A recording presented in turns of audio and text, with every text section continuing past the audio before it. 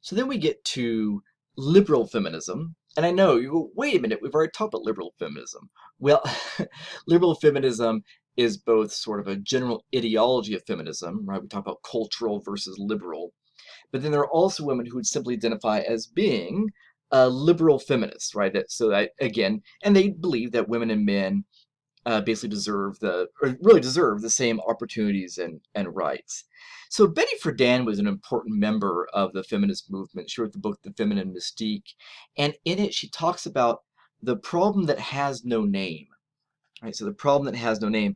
And this is the experience that, again, those consciousness raising groups I talked about right back in radical feminism, this problem she observed in which women found that they got together and they all they just weren't feeling fulfilled in their lives because they were told that their great ambition as white middle class women was to marry and to have children and sort of keep a good home. I mean, that's sort of what they saw as being their goal.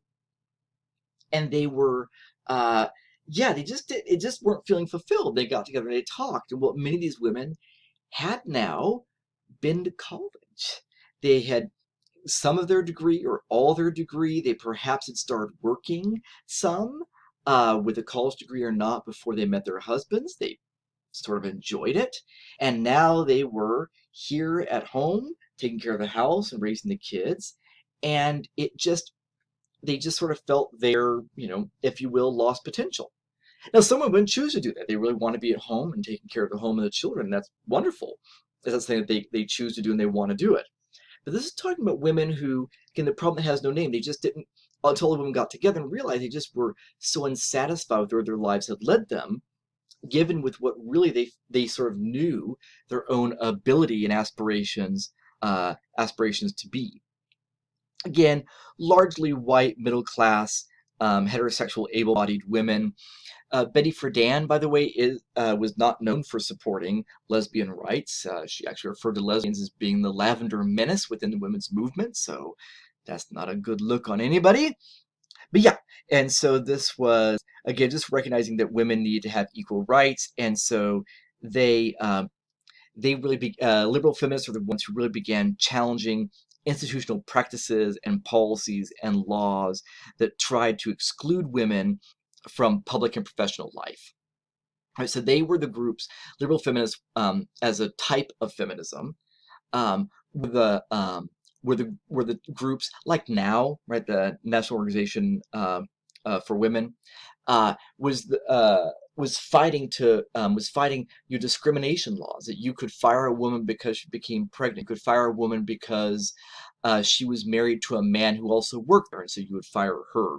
And they were fighting against all the laws that kept women from moving into personal and professional life. So they were really fighting those laws. I think it'd be sort of a key thing to note there is how much they were really pointed at fighting those laws. And if you want to watch documentaries, well, it's a docudrama about liberal feminists and some other groups we'll talk about in a moment here. You can watch Mrs. on Hulu, which is fantastic and talks about Betty Friedan and Shirley Chisholm and Gloria Steinem and lots of interesting people. Okay, so with liberal feminism, we also have womanism. And womanism focuses on the ways that race impacts a woman's experience of, well, being a woman, right? So womanism is an organization of a broader class of women as well, perhaps more working class, but really focused on the struggles that women face as being indigenous and indigenous women and women of color.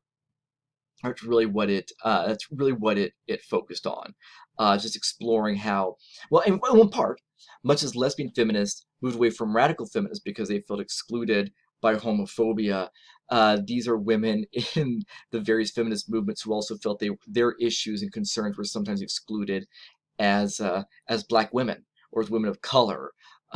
They just weren't always being recognized, and so that's womanism. And from womanism, we get multiracial feminism, and there is, as you'll see, some overlap in these approaches, but there is some difference. So, multiracial feminists were really those feminists that took much more of what we now would say was an intersectional view.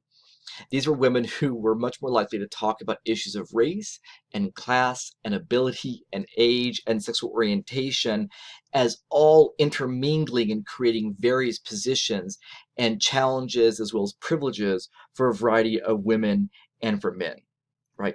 And so multiracial feminists emphasize again these multiple systems of domination, discrimination affecting women and men.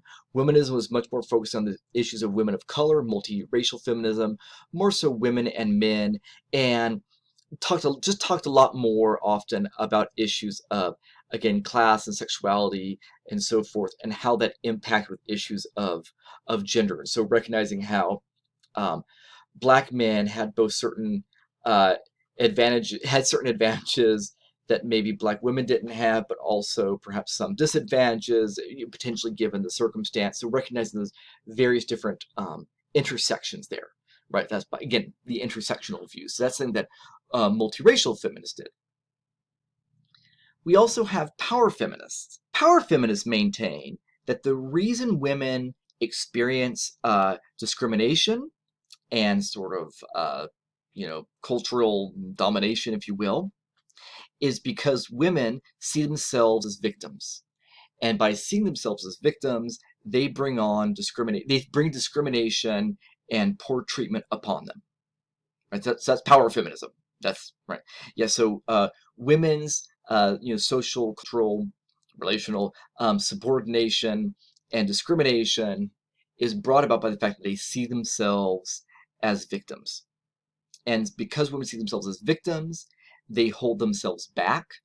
It's the idea that women don't do as well in the workplace because they see themselves as mothers first and employees second, and so they pull back at the workplace. It's not that the workplace isn't supportive of them having families; it's that the women uh, see themselves as victims to the system, not being able to be effective as mothers, and so that's why they have to quit their jobs. Right. So uh, that's power. That's power feminism. It disregards the difference between acknowledging a moment when one was a victim and adopting victimhood as an identity. Right. So it disregards the difference between acknowledging an experience or a moment when a woman is a victim and a woman adopting victimhood as an identity. Right. So there's not so the idea of talking about a woman as a victim of rape, as an example, or of domestic abuse.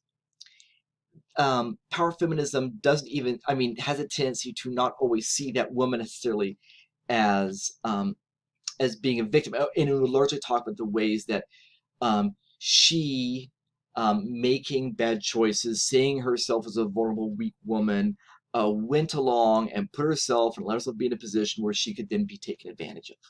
Right. So again, even the idea that a woman in a certain instance is made a victim, and the idea of just going around having a victim um, identity or victimhood sort of sense of self, even that difference is even lost within power feminism.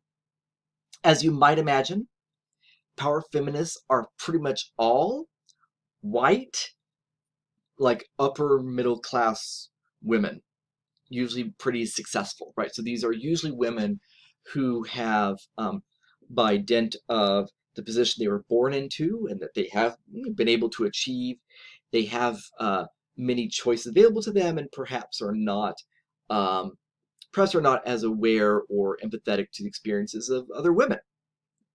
So those are all the second wave feminist movements. I want to take a moment to think about categorizing them. We talked about liberal and cultural feminism early on as broad ways of thinking about feminism, right? Liberal versus cultural. This is generally how I'd break it down. So if you want to just go through, like put a mark by all of them, L in a circle versus C in a circle, or however you want to do it. This is generally how you'd break it down. Generally speaking, radical feminism, liberal feminism, obviously, womanism, multiracial feminism, and power feminism all say, yeah, women should receive, are essentially the same as men, deserve equal treatment. A couple of exceptions to that. Sometimes, in some situations, you get lesbian feminism and ecofeminism that sees women and men as perhaps having different natures sometimes, or needing different rights, but still wanting some respect for that. Right? Under cultural feminism, you see, for instance, separatism and revilorism, right? Both as saying that women, needing to have their own communities and their own spaces, or having respect for those things that are uniquely feminine. So generally speaking, that's how we probably categorize liberal and cultural types of feminism.